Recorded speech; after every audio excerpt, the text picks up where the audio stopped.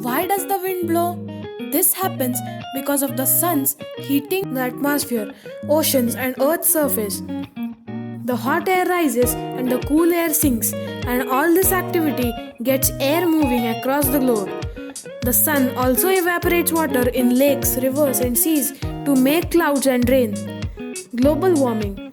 Earth's climate is heating up faster than ever before. Most scientists believe this is due to a build-up of greenhouse gases in the atmosphere. These gases, produced by power stations, factories, and cars that trap heat around the Earth. If the polar ice caps melt on a large scale, sea level will rise, putting at risk islands such as Maldives, which lie only 1 meter above sea level. Global warming may also cause more extreme weather such as storms, droughts, and hurricanes. What's in the name? Monsoon means season in Arabic because the monsoon winds always bring heavy rainfall to southern Asia in the stormy weather. Tropical storm. Cyclones, also known as hurricanes or typhoons, start at sea. Sandstorms.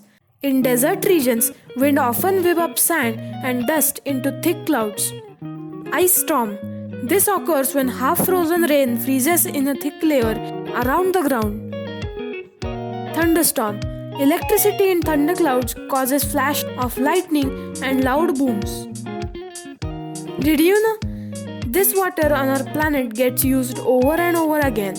When your sweat evaporates, it comes back as rain about 10 days later. The raindrops falling on our head contain the same water that fell on our dinosaurs more than 65 million years ago. In 1930, a German glider pilot got caught in a hailstorm and had to bail out.